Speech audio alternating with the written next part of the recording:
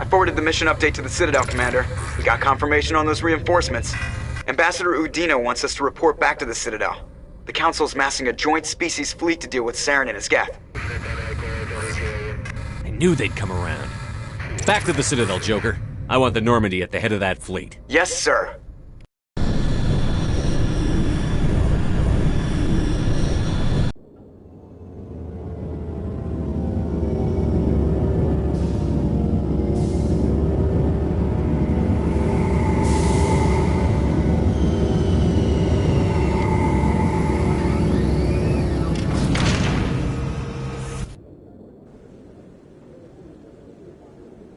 Good job, Shepard. Thanks to you, the Council's finally taking real action against Saren. The Ambassador is correct. If Saren is foolish enough to attack the Citadel, as you believe, we will be ready for him. Patrols are stationed at every mass relay linking Citadel space to the Terminus systems. How many ships are you sending to attack Ilos? Ilos is only accessible to the Mu relay, deep inside the Terminus systems, Commander. If we send a fleet in there, the only possible outcome is full-scale war. Now is the time for discretion, Commander. Saren's greatest weapon was secrecy. Exposed, he is no longer a threat. This is over. Secrecy isn't his greatest weapon. The conduit is. Saren is a master manipulator. The conduit is just a distraction from his real plan to attack the Citadel. Sovereign's the real threat. Saren's just a servant of the Reapers. Only you have seen the Reapers, and then only in visions. We won't invade the Terminus systems because of a dream. One ship going into the Terminus systems won't start a war. I can be discreet. You detonated a nuclear device on Vermeer. I wouldn't call that discreet. Your style served you well in the Traverse, Commander. We recognize that. But Ilos requires a deft touch. We have the situation under control. If Saren finds the conduit, we're all screwed. We have to go to Ilos. Ambassador Udina, I get the sense Commander Shepard isn't willing to let this go. There are serious political implications here, Shepard. Humanity's made great gains thanks to you, but now you're becoming more trouble than you're worth. You bastard! You're selling us out! It's just politics, Commander. You've done your job, now let me do mine. We've locked out all the Normandy's primary systems until further notice you're grounded. Are you insane? After everything I've done, you still don't believe me? I think it's time for you and your team to leave, Commander. This no longer concerns you. The Council can handle this, with my help, of course.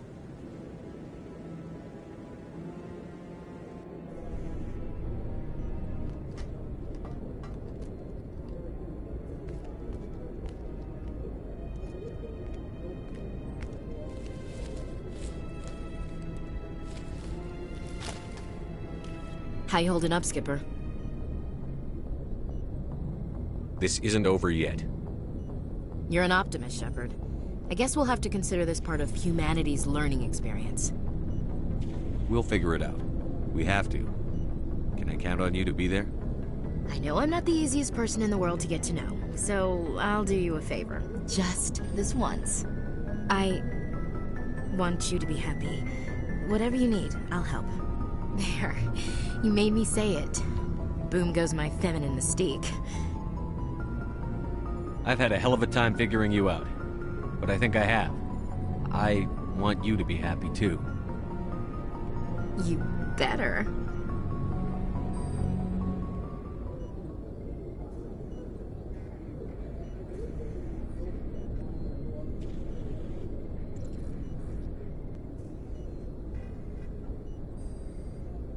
Sorry to interrupt, Commander. Got a message from Captain Anderson.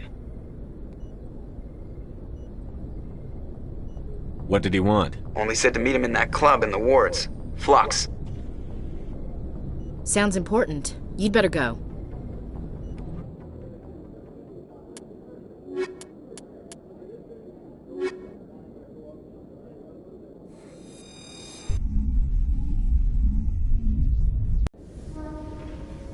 Equalizing interior pressure with exterior atmosphere. Logged. The commanding officer is ashore. Exo Presley has the deck.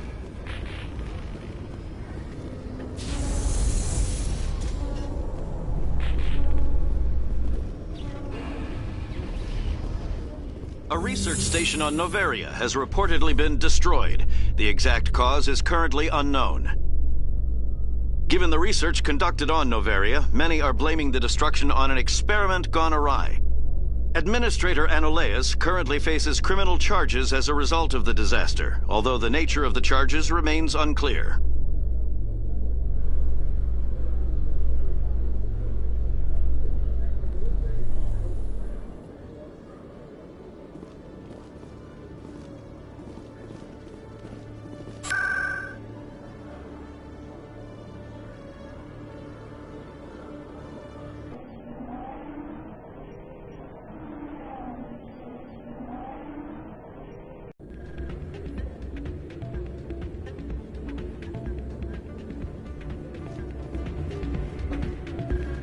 Soldier, I've got a major situation, and I need help from somebody with humanity's interests at heart.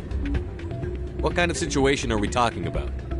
Of course, right to business. That's why humanity has the best damn fleet in the galaxy. My name is Elias Keeler. I'm an alliance negotiator. We've got a big session coming up with the Solarians. You wouldn't believe what's riding on this. I'm fighting for humanity on this one, just like you are. I understand. It's important. So what do you need? Well, in order to do my best for humanity, I need the best resources on the market. There's a mental stimulant that increases alertness and cognitive function. It's legal, but restricted. I've purchased the monthly limit, and I need more from the medbay. What is this stimulant exactly? Oh, I don't know the medical terms, but it increases mental capacity, short-term recall, that sort of thing. It helps me stay focused, and it keeps me sharp. Nothing gets by me when I'm on it. If you know the monthly limits, why did you go over them? The negotiations were supposed to be last week, but the Solarians stalled it, probably deliberately. If I don't get the stimulant, I'll be a wreck. My assistant will take over, and that would be a disaster. You should put some trust in your assistant. Didn't you train him? My assistant wants to bend over backwards for the Citadel races. He wants to show them we're reasonable. No race will respect us until we show them who's in charge. That's what it took with the Turians. Yeah, forget my assistant. Why is this deal so important?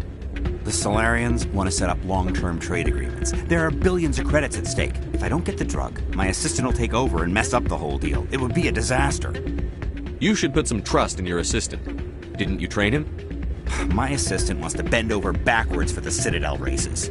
He wants to show them we're reasonable. No race will respect us until we show them who's in charge. That's what it took with the Turians. Yeah, forget my assistant.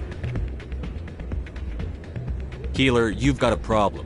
You need to get treatment. It might look that way from the outside, but this is just a one-time slip-up.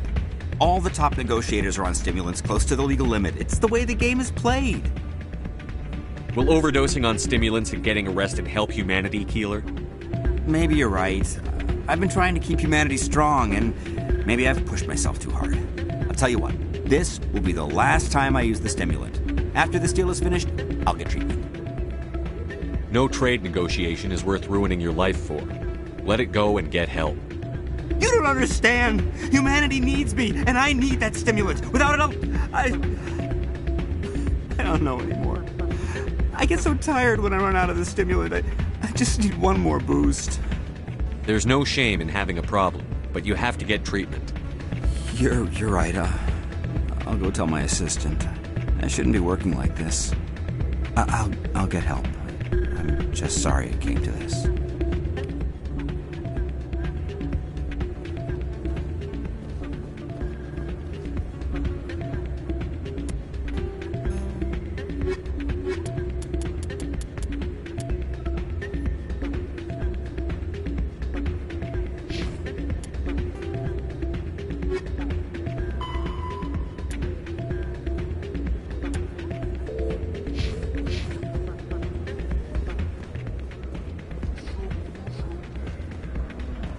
I'm glad you came, Shepard. I heard what happened. They pulled me off the mission. Just like when they forced you to give up the Normandy. I know, I'm sorry. I wanted to warn you, but there was no way to get a message to you before you docked. I know you're pissed off right now, but you can't give up. They all think this is over, but we both know it's not. You have to go to Ilos. You have to stop Saren from using the conduit. There's only one ship that can get me into the Terminus systems undetected, and she's grounded. Citadel controls locked out all the Normandy's systems, but if we override the Ambassador's orders, we can get them to bring the Normandy back online. You can be in the Terminus systems before anyone even knows you're gone. If we steal the Normandy, you're the one left holding the bag. And if Saren finds the conduit, life as we know it is over. The Reapers will destroy us. Humans, Asari, everybody. You're the only one who can stop him, Shepard. So I'll do whatever it takes to get you on the Normandy and off this station. Stealing the Normandy is mutiny. What if the crew won't help me? The Normandy's your ship now, Commander. Her crew will follow you to the ends of the galaxy. We both know that. I won't forget this, Captain. I promise. I can unlock the Normandy from one of the consoles in the Citadel Control Center. You'll have a few minutes before anyone realizes what happened. That's a restricted area patrolled by armed guards. How are you going to get in? Leave that to me. Just make sure you're in the Normandy when the systems come back online. There's got to be a better way. Ambassador Udina issued the lockdown order. If I can hack into the computer in his office, maybe I can override it. He's not gonna let you waltz into his office and use his computer. Hopefully he won't be there. If he is, I'll just have to think of something. Udina won't let this slide, Captain. You'll be charged with treason, a capital offense. We don't have a lot of options. I break into the Ambassador's computer, or I take my chances with the patrols in Citadel Control.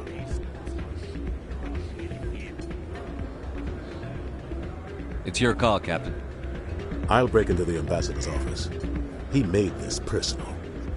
You ready to get the hell off this station, Commander? Let's do it. I'll take care of the lockdown. You get down to the Normandy and tell Joker to stand by.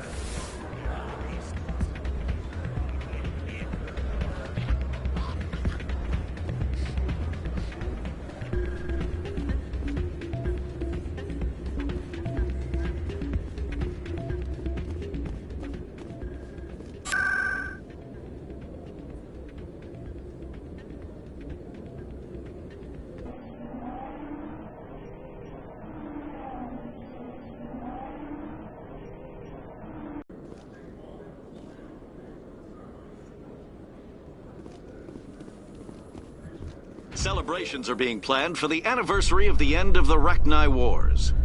Many Council worlds, particularly Asari and Solarian colonies, will hold victory parades to commemorate the defeat of the invading Rachni. In a rare admission of debt, several Asari colonies have invited Krogans to be honored for the victories the uplifted Krogans made possible.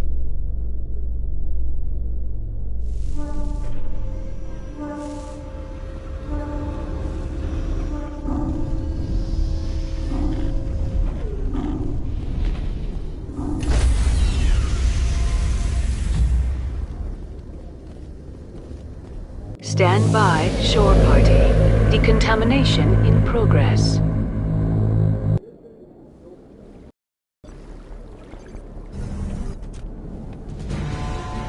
Anderson? What are you doing here? I didn't set...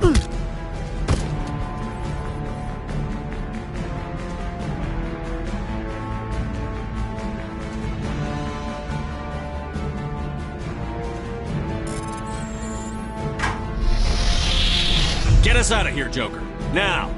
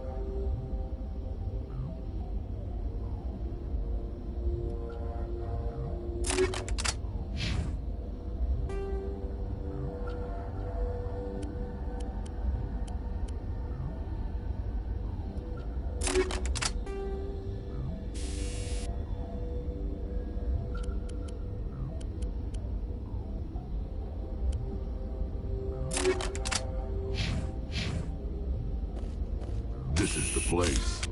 My armor's here somewhere.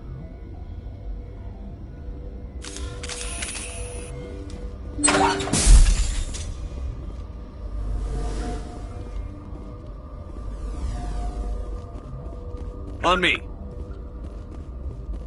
Go, go, go!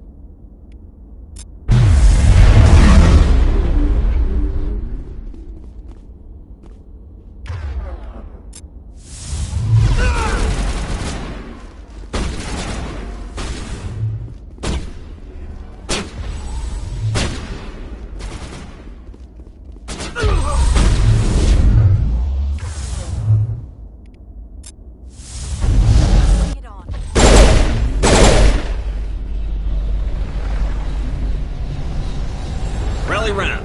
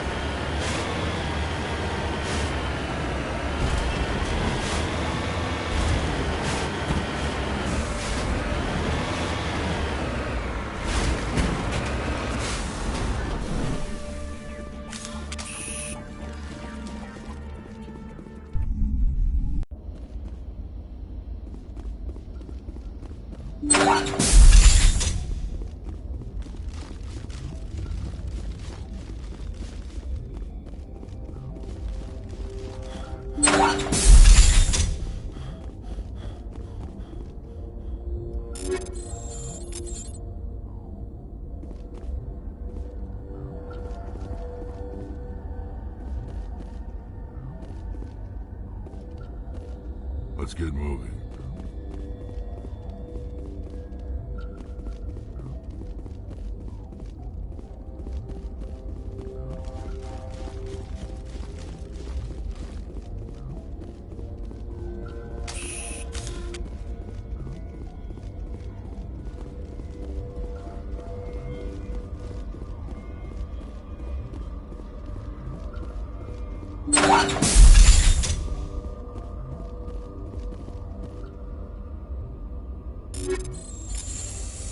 This is it.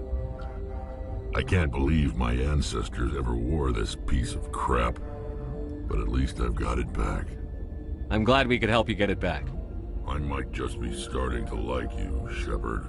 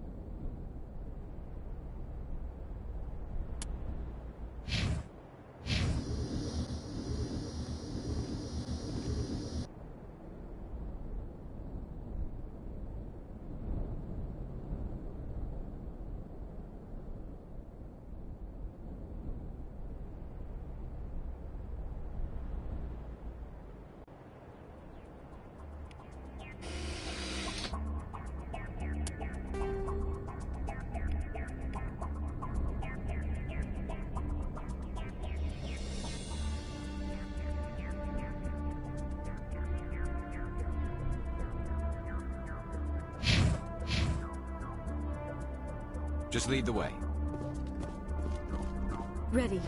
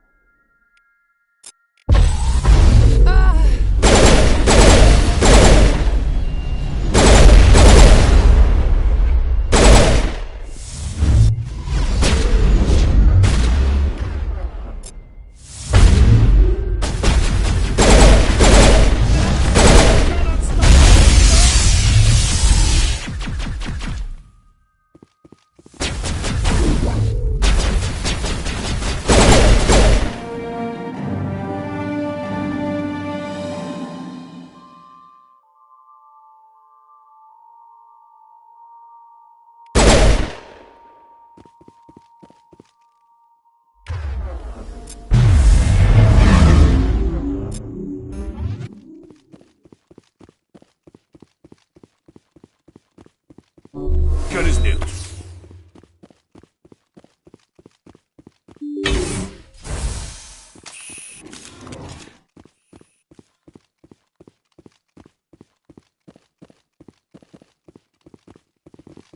If I don't hold still, it will all spill out, and then I won't be me anymore. I won't be me if it all spills out. I have to hold still.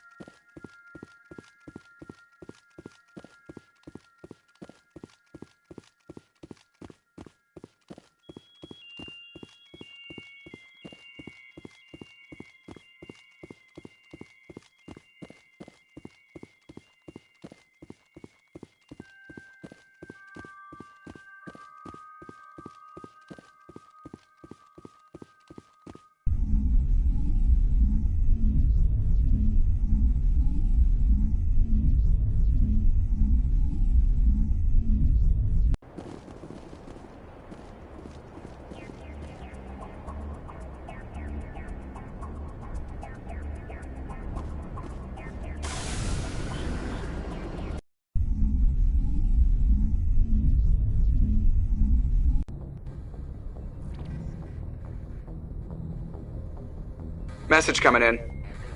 Patching it through. Good work, Commander. You took down the biotics with minimal collateral damage.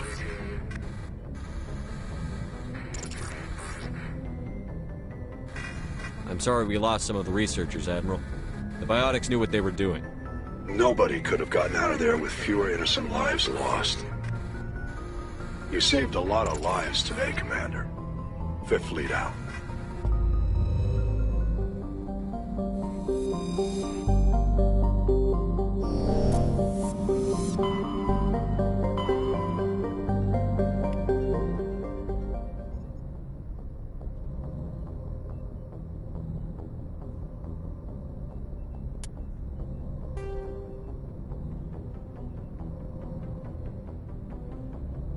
The Asari were the first species to discover the Citadel. When the Solarians arrived, it was the Asari who proposed the establishment of the Citadel Council to maintain peace throughout the galaxy. Since then, the Asari have served as the mediators and centrists of the Council. An all-female race, the Asari reproduce through a form of parthenogenesis. They can attune their nervous system to that of another individual of any gender and of any species to reproduce. This capability has led to the unseemly and inaccurate rumors about Asari promiscuity. Asari can live for over 1,000 years, passing through 3 stages of life. In the maiden stage, they wander restlessly, seeking new knowledge and experience.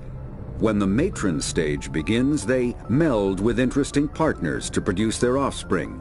This ends when they reach the matriarch stage, where they assume the roles of leaders and counselors. The second species to join the Citadel, the Solarians, are warm-blooded amphibians with a hyperactive metabolism. Solarians think fast, talk fast, and move fast. To Solarians, other species seem sluggish and dull-witted. Unfortunately, their metabolic speed leaves them with a relatively short lifespan. Solarians over the age of 40 are a rarity. The Solarians were responsible for advancing the development of the primitive Krogan species to use as soldiers during the Rachni Wars. They were also behind the creation of the genophage bioweapon the Turians used to quell the Krogan rebellions several centuries later. Solarians are known for their observational capability and non-linear thinking. This manifests as an aptitude for research and espionage. They are constantly experimenting and inventing, and it is generally accepted that they always know more than they are letting on. Roughly 1,200 years ago, the Turians were invited to join the Citadel Council to fulfill the role of galactic peacekeepers. The Turians have the largest fleet in Citadel space, and they make up the single largest portion of the Council's military forces. As their territory and influence has spread, the Turians have come to rely on the Solarians for military intelligence and the Asari for diplomacy. Despite a somewhat colonial attitude towards the rest of the galaxy, the ruling hierarchy understands they would lose more than they would gain if the other two races were ever removed. Turians come from an autocratic society that values discipline and possesses a strong sense of personal and collective honor. There is lingering animosity between Turians and humans over the First Contact War of 2157, which is known as the Relay 314 incident to the Turians. Officially, however, the two species are allies, and they enjoy civil, if cool, diplomatic relations. 50,000 years ago, the Protheans were the only spacefaring species in the galaxy. They vanished in a swift galactic extinction. Only the legacy of their empire remains. They are believed to have built the mass relays and the Citadel, which have allowed numerous species to explore and expand throughout the galaxy. Prothean ruins are found on worlds across the galaxy. While surprisingly intact for their age, functioning examples of Prothean paleotechnology are rare. Time and generations of looters have picked their dead cities and derelict stations clean. Some believe the Protheans meddled in the evolution of younger races. The Hanar homeworld of Kajay, for example, shows clear evidence of former Prothean occupation. The presence of a former Prothean observation post on Mars has caused a rebirth of interventionary evolutionists among humans. These individuals believe the god myths of ancient civilizations are misremembered encounters with aliens. Though now extinct, the Rachni once threatened every species in Citadel space. Over 2,000 years ago, explorers foolishly opened a mass relay to a previously unknown system and encountered something never seen before or since, a species of spacefaring insects guided by a hive mind intelligence. Unfortunately, the Rachni were not peaceful, and the galaxy was plunged into a series of conflicts known as the Rachni Wars. Attempts to negotiate were futile, as it was impossible to make contact with the hive queens that guided the race from beneath the surface of their toxic home world. The emergence of the Krogan ended the Rachni Wars. Bred to survive the harshest environments, the Krogan were able to strike at the queens in their lairs and reclaim conquered Council worlds. But when Krogan fleets pressed them back to their homeworld, the Rachni refused to surrender, and the Krogan eradicated them from the galaxy. In the early 2160s, the Alliance began aggressive colonization of worlds in the Skyllian Verge, much to the dismay of the Batarians, who had been developing the region for several decades. In 2171, the Batarians petitioned the Council to declare the Verge a zone of Batarian interest. The Council refused, however, declaring unsettled worlds in the region open to human colonization. In protest, the Batarians closed their Citadel embassy and severed official diplomatic relations with the Council, effectively becoming a rogue state.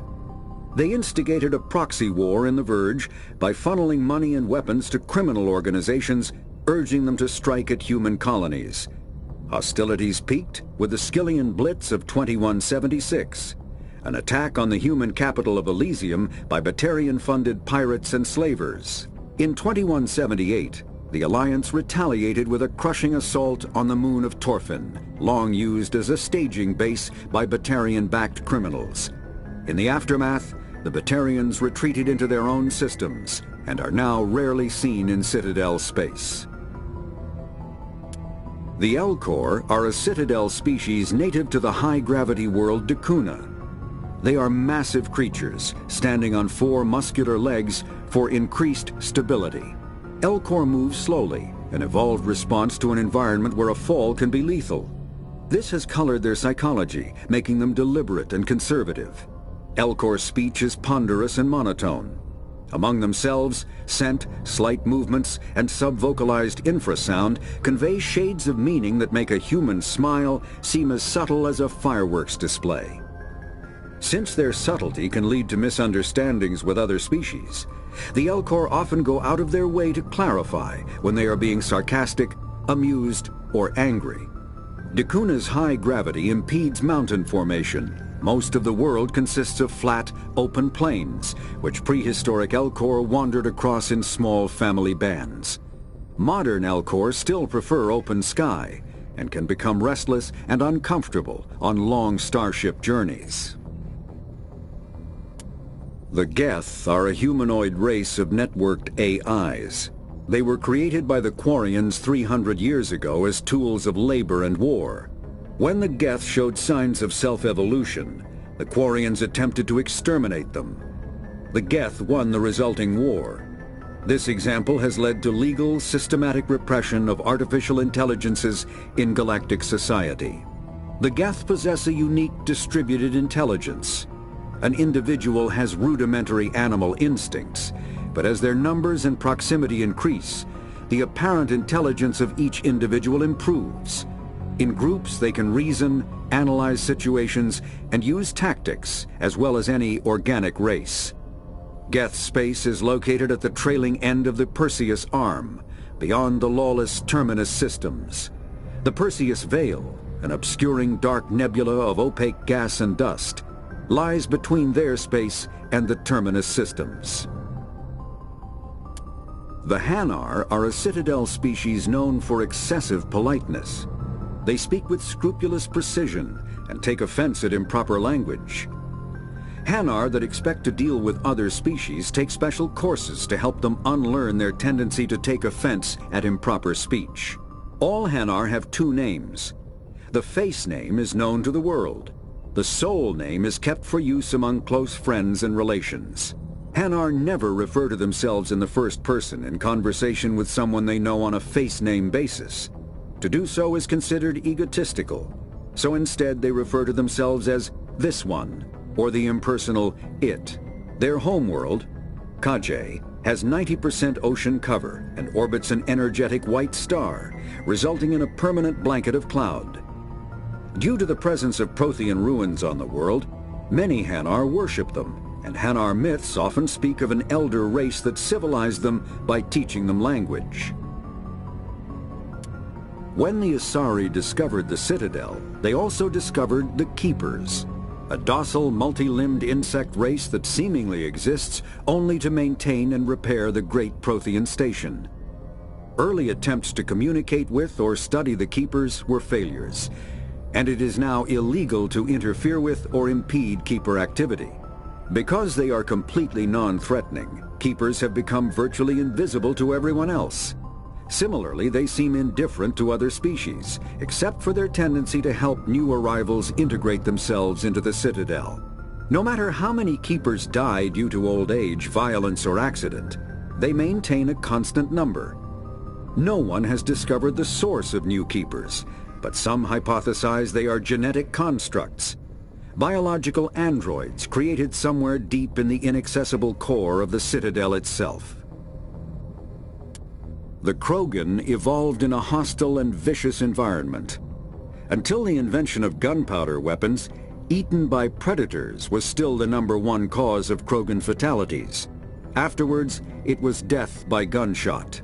When the Solarians discovered them, the Krogan were a brutal, primitive species, struggling to survive a self-inflicted nuclear winter. The Solarians culturally uplifted them, teaching them to use and build modern technology, so they could serve as soldiers in the Rachni War. Liberated from the harsh conditions of their homeworld, the quick-breeding Krogan experienced an unprecedented population explosion. They began to colonize nearby worlds. Even though these worlds were already inhabited, the Krogan rebellions lasted nearly a century, only ending when the Turians unleashed the Genophage, a Solarian-developed bioweapon that crushed all Krogan resistance. The Genophage makes only 1 in 1,000 pregnancies viable, and today the Krogan are a slowly dying breed. Understandably, the Krogan harbor a grudge against all other species, especially the Turians. Driven from their home system by the Geth nearly 3 centuries ago, most Quarians now live aboard the Migrant Fleet, a flotilla of 50,000 vessels ranging in size from passenger shuttles to mobile space stations. Home to 17 million Quarians, the flotilla understandably has scarce resources. Because of this, each Quarian must go on a rite of passage known as the pilgrimage when they come of age. They leave the fleet and only return once they have found something of value they can bring back to their people. Other species tend to look down on the Quarians for creating the Geth and for the negative impact their fleet has when it enters a system. This has led to many myths and rumors about the Quarians, including the belief that underneath their clothes and breathing masks, they are actually cybernetic creatures, a combination of organic and synthetic parts. The Volus are a member species of the Citadel with their own embassy, but they are also a client race of the Turians. Centuries ago, they were voluntarily absorbed into the hierarchy, effectively trading their mercantile prowess for Turian military protection. Erun, their homeworld, lies far beyond the normal life zone of its star. However, the world has a high-pressure greenhouse atmosphere that traps enough heat to support an ammonia-based biochemistry.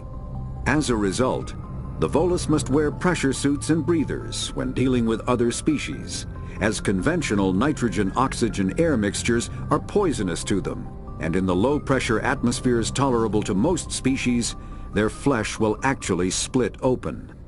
Volus culture is tribal, bartering lands and even people to gain status. This culture of exchange inclines them to economic pursuits. It was the Volus who authored the Unified Banking Act, and they continue to monitor and balance the Citadel economy. After the Geth secure a location, they round up and impale dead and living bodies on mechanical spikes. The spikes rapidly transform these victims into withered husks, extracting water and trace minerals, and replacing them with cybernetics. The cybernetics reanimate the lifeless flesh and tissue, transforming the bodies into mindless killing machines. Some Alliance soldiers refer to the husk-generating spikes as dragon's teeth, a reference to the mythological berserkers who sprang up from the earth wherever the teeth of the dragon Eris were planted. Dragon's teeth and husks bear little resemblance to other pieces of Geth technology. No one is sure why a synthetic race would bother to drain the minuscule amount of recoverable resources from organic corpses, though the value of reusing them as shock troops is obvious. Thresher moths are subterranean carnivores that spend their entire lives eating or searching for something to eat. Threshers reproduce via spores that can lie dormant for millennia, yet are robust enough to survive prolonged periods in deep space and atmospheric re-entry. As a result, thresher spores appear on many worlds, spread by previous generations of space travelers. The body of a thresher never entirely leaves the ground. Only the head and tentacles erupt from the earth to attack. In addition to physical attacks, threshers have the ability to project toxic chemicals and emit bursts of infrasound as a shockwave weapon. The Alliance first encountered threshers on the colony of Akuz in 2177. After contact was lost with the Pioneer team, Marine units were deployed to investigate. The shore parties were set upon by hungry threshers, and nearly the entire assault force was killed. Alliance forces recommend engaging threshers with vehicle-mounted heavy weapons. Varren are omnivores with a preference for living prey.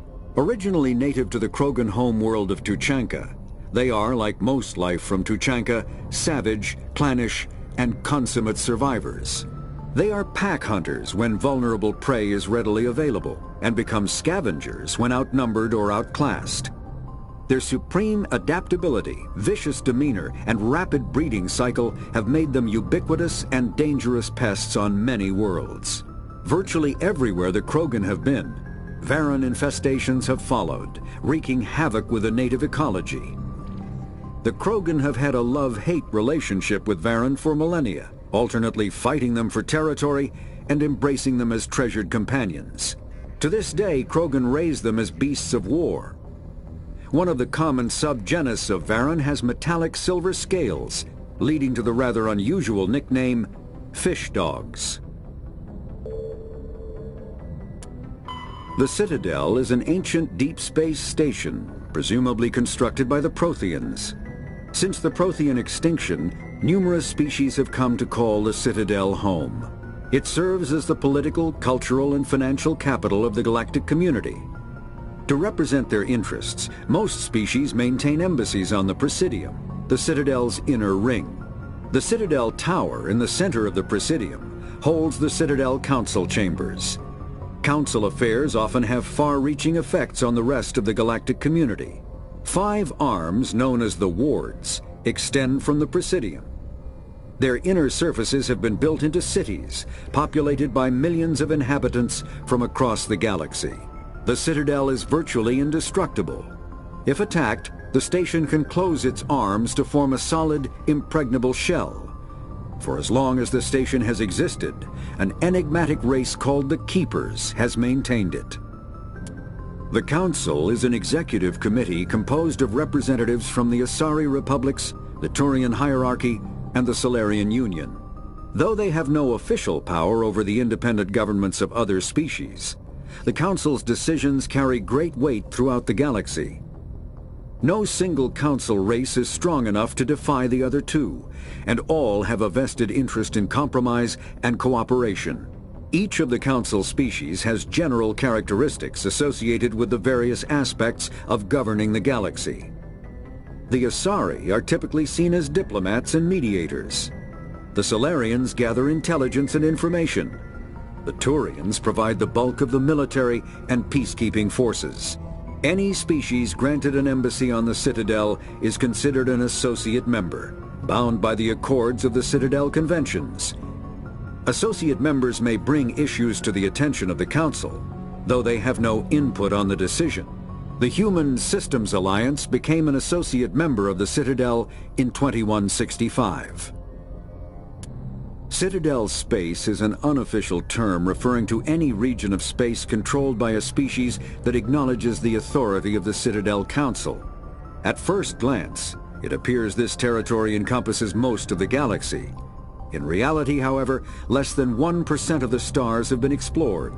Even Mass Effect FTL drive is slow relative to the volume of the galaxy. Empty space and systems without suitable drive discharge sites are barriers to exploration. Only the mass relays allow ships to jump hundreds of light years in an instant, the key to expanding across an otherwise impassable galaxy. Whenever a new relay is activated, the destination system is rapidly developed. From that hub, FTL drive is used to expand to nearby star clusters. The result is a number of densely developed clusters, thinly spread across the vast expanse of space, connected by the mass relay network. Spectres are agents from the Office of Special Tactics and Reconnaissance, and answer only to the Citadel Council. They are elite military operatives, granted the authority to deal with threats to peace and stability in whatever way they deem necessary. They operate independently or in groups of 2 or 3. Some are empathetic peacekeepers, resolving disputes through diplomacy. Others are cold-blooded assassins, ruthlessly dispatching problem individuals. All get the job done one way or another, often operating outside the bounds of galactic law. The Spectres were founded after the Solarians joined the Council. For many years they operated in secrecy as backroom problem solvers. Only after the Krogan rebellions did their activities become publicized. Assignment of a Spectre is less contentious than a military deployment, but makes it clear that the Council is concerned about a situation. The home world and capital of humanity is entering a new golden age. The resource wealth of a dozen settled colonies and 100 industrial outposts flows back to Earth, fueling great works of industry, commerce, and art. The great cities are greening, as arcology skyscrapers and telecommuting allow more efficient use of land. Earth is still divided among nation-states, though all are affiliated beneath the overarching banner of the Systems Alliance.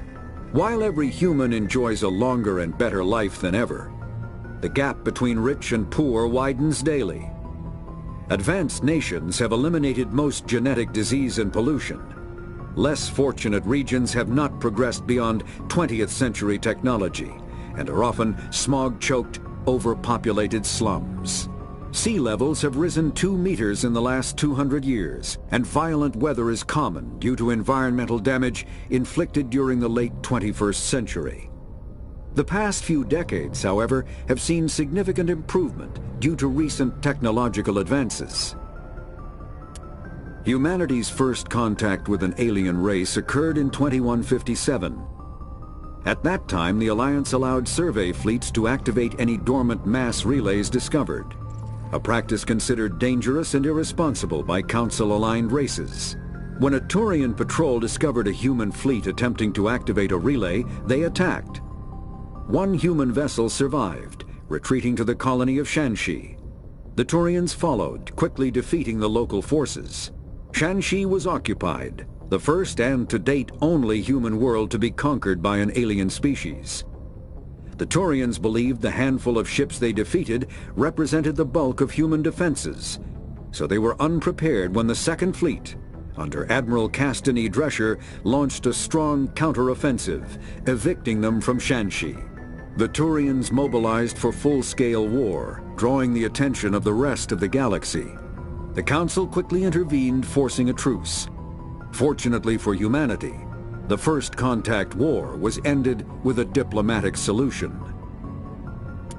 The Systems Alliance is an independent supranational government representing the interests of humanity as a whole.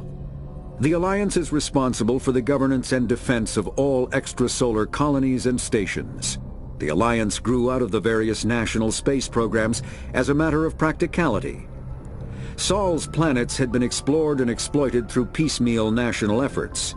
The expense of colonizing entire new solar systems could not be met by any one country. With humans knowing that alien contact was inevitable, there was enough political will to jointly fund an international effort. Still, the Alliance was often disregarded by those on Earth until the First Contact War. While the national governments dithered and bickered over who should lead the effort to liberate Shanxi, the Alliance fleet struck decisively. Post-war public approval gave the Alliance the credibility to establish its own parliament and become the galactic face of humanity. Pharos is a habitable world in the Attican Beta Cluster. 2/3 of the habitable surface is covered with the ruins of a crumbling Prothean megatropolis. In the millennia since the Prothean extinction, the ruins have been repeatedly picked over by looters many times. Pharos was considered a poor prospect for colonization, as little open ground remains for agriculture. The only sizable freshwater sources are the poles, which are tapped by the decaying Prothean aqueduct systems. The dead cities, while in good condition considering their antiquity, are of uncertain stability. Ground level is congested by a dozen meters of fallen debris, and the air is fouled by dust. In 2178, the Human Exogeny Corporation announced its intention to place a permanent colony on Pharos to thoroughly explore the ruins. The pioneer settlement was placed on the upper levels of several intact skyscrapers, using the surviving Prothean aqueducts and rooftop hydroponic gardens to support the population. Noveria is a cool, rocky world with most of its hydrosphere locked up in massive glaciers. A privately chartered colony world, the planet is owned by the Noveria Development Corporation Holding Company. The NDC is funded by investment capital from 24 high-technology development firms and administrated by an executive board representing their interests. The investors built remote hot labs in isolated locations across Novaria's surface. These facilities are used for research too dangerous or controversial to be performed elsewhere, as Novaria is technically not part of Citadel space and therefore exempt from Council law. By special arrangement, Citadel's special tactics and reconnaissance agents have been granted extraterritorial privileges, but it remains to be seen how committed the Executive Board is to that principle. Given its unique situation, it is understandable that Novaria is often implicated in all manner of wild conspiracy theories. Vermeer is a lush world located on the frontier of the Attican Traverse. Its vast seas and orbital position on the inner life zone have created a wide equatorial band of humid, tropical terrain. Only the political instability of the region has impeded efforts at colonization. Many times the Citadel has opened negotiations to settle Vermeer with various criminal gangs and petty dictatorships in the nearby Terminus systems. All fell apart due to internal power shifts within the opposing parties. The Citadel has written off the colonization of Vermeer as impossible without significant political change. The Terminus powers themselves are unlikely to ever settle Vermeer. Most lack the resources to support settlement of a virgin world, finding it more expedient to steal from their neighbors than build for themselves. The Terminus systems are located on the far side of the Attican Traverse, beyond the space administered by the Citadel Council or claimed by the Human Systems Alliance. It is populated by a loose affiliation of minor species, united only in their refusal to acknowledge the political authority of the Council or adhere to the Citadel conventions. Their independence comes at a price. The Terminus is fraught with conflict. War among the various species is common, as governments and dictators constantly rise and fall. The region is a haven for illegal activities, particularly piracy and the slave trade. At least once a year, a fleet from the Terminus invades the nearby Attican Traverse. These attacks are typically small raids against poorly defended colonies. The Council rarely retaliates, as sending patrols into the Terminus systems could unify the disparate species against their common foe, triggering a long and costly war. There are between 200 and 400 billion stars in the galaxy, and less than 1% of them have ever been visited or had their systems properly surveyed. Humanity's early expansion into the Attican Traverse was haphazard, a desperate race to claim habitable planets where populations can be economically settled. Ignored in the wake of this land grab were thousands of less hospitable worlds, each potentially rich with industrial resources. The wealth of entire solar systems lies untapped, waiting for corporate survey teams or independent pioneers to discover and exploit them. However, this is not an easy task. In addition to the environmental hazards, the fact that uncharted worlds are largely ignored makes them popular bases for criminals, revolutionaries, cults, and others who wish to remain unnoticed by galactic society. Faster-than-light drives use element zero cores to reduce the mass of the ship, allowing higher rates of acceleration. This effectively raises the speed of light within the mass effect field, allowing high-speed travel with negligible relativistic time dilation effects. Starships still require conventional thrusters, chemical rockets, commercial fusion torch, economy ion engine, or military anti-proton drive, in addition to the FTL drive core. With only a core, a ship has no motive power. The amount of ESO and power required for a drive increases exponentially to the mass being moved and the degree it is being lightened. Very massive ships or very high speeds are prohibitively expensive. If the field collapses while the ship is moving at faster than light speed, the effects are catastrophic. The ship is snapped back to sublight velocity, the enormous excess energy shed in the form of lethal Cherenkov radiation. Larger warships are generally classified in one of 4 weights. Frigates are small, fast ships used for scouting and screening of larger vessels. Frigates often operate in wolf-pack flotillas. Cruisers are middleweight combatants, faster than dreadnoughts and more heavily armed than frigates. Cruisers are the standard patrol unit and often lead frigate flotillas. Dreadnoughts are kilometer-long capital ships mounting heavy, long-range firepower. They are only deployed for the most vital missions. Carriers are dreadnought-sized vessels that also carry large numbers of fighters. Smaller vessels are almost exclusively used in a support role to the warships during combat. Fighters are one-man craft used to perform close-range attacks on enemy ships. Interceptors are one-man craft optimized for destroying opposing fighters. The Normandy is a prototype starship developed by the Human Systems Alliance with the assistance of the Citadel Council. It is optimized for scouting and reconnaissance missions in unstable regions using state-of-the-art stealth technology. For most ships, the heat generated through standard operations is easily detectable against the absolute zero background of space. The Normandy, however, is able to temporarily sink this heat within the hull.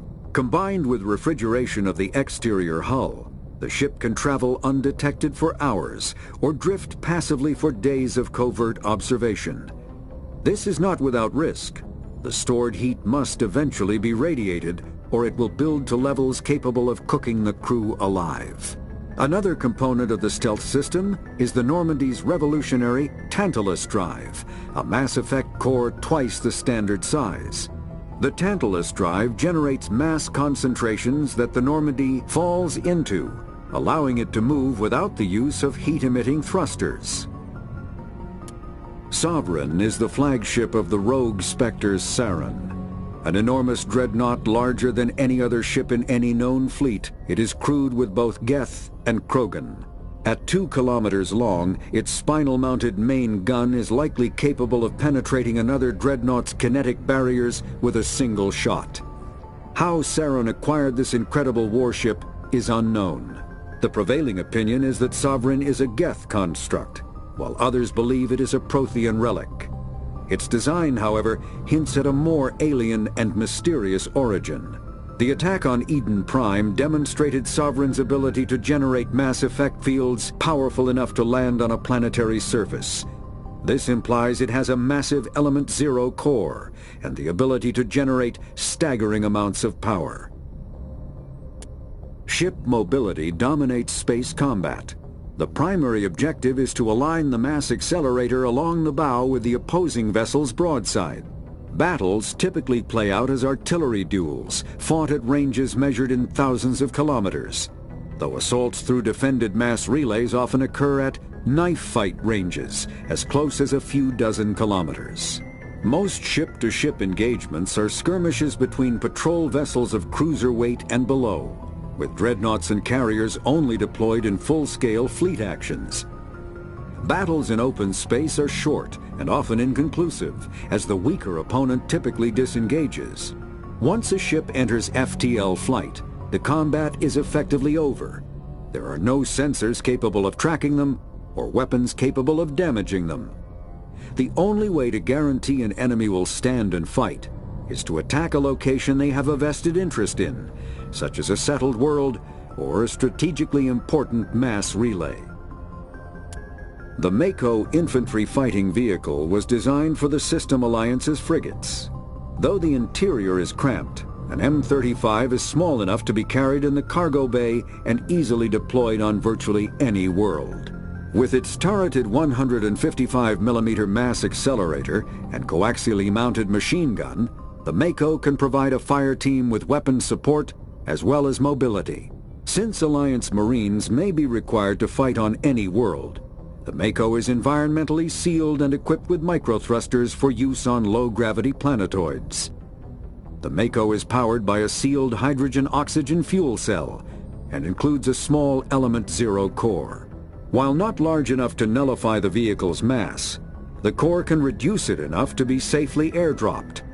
When used in conjunction with thrusters, it also allows the Mako to extricate itself from difficult terrain. Biotics is the ability of rare individuals to manipulate dark energy and create mass effect fields through the use of electrical impulses from the brain.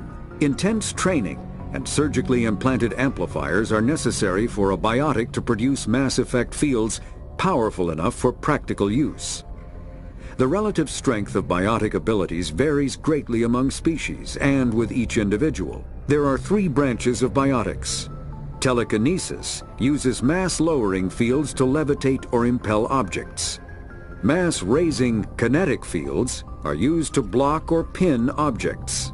Spatial distortion uses rapidly shifting mass fields to shred objects. Most organic species are capable of developing biotic abilities, though there are risks involved. Biotics are the result of an in utero exposure to element 0. This usually causes fatal cancers in the victim, but in rare cases, it coalesces into nodules within the fetus's developing nervous system. An artificial intelligence is a self-aware computing system capable of learning and independent decision-making. Creation of a conscious AI requires adaptive code, a slow, expensive education, and a specialized quantum computer called a blue box. An AI cannot be transmitted across a communication channel or computer network. Without its blue box, an AI is no more than data files. Loading these files into a new blue box will create a new personality, as variations in the quantum hardware and runtime results create unpredictable variations. The Geths serve as a cautionary tale against the dangers of rogue AI, and in Citadel space they are technically illegal.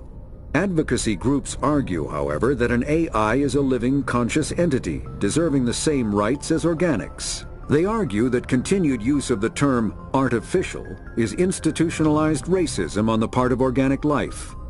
The term synthetic is considered the politically correct alternative.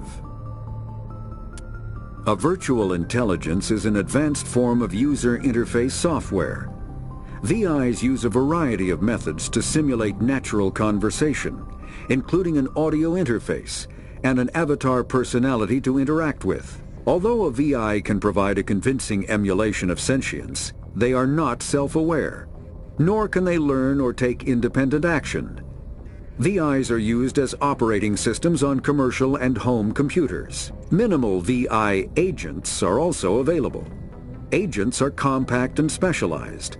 Some serve as personal secretaries, filtering calls and scheduling meetings based on user-defined priorities. Others are advanced search engines, propagating themselves across the extranet to collate user-requested data. Commercial VIs in a variety of stock personalities are available at any software retailer. Boutique firms and hobbyists also build unique VIs to personal specification. Although software emulation of living personalities is illegal, reconstructions of famous historical figures are common. When subjected to an electrical current, the rare material dubbed Element 0, or EZO, emits a dark energy field that raises or lowers the mass of all objects within it. This mass effect is used in countless ways, from generating artificial gravity to manufacturing high-strength construction materials. It is most prominently used to enable faster-than-light space travel.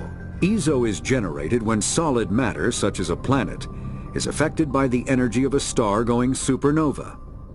The material is common in the asteroid debris that orbits neutron stars and pulsars. These are dangerous places to mine, requiring extensive use of robotics, telepresence, and shielding to survive the incredible radiation from the dead star. Only a few major corporations can afford the setup costs required to work these primary sources. Humanity discovered refined Element 0 at the Prothean Research Station on Mars, allowing them to create mass effect fields and develop FTL travel. Element 0 can increase or decrease the mass of a volume of space-time when subjected to an electrical current. With a positive current, mass is increased. With a negative current, mass is decreased. The stronger the current, the greater the magnitude of the dark energy mass effect. In space, low-mass fields allow FTL travel and inexpensive surface-to-orbit transit. High mass fields create artificial gravity and push space debris away from vessels. In manufacturing, low mass fields permit the creation of evenly blended alloys, while high mass compaction creates dense, sturdy construction materials. The military makes extensive use of mobility-enhancing technologies, with mass effect utilizing fighting vehicles standard frontline issue in most military forces.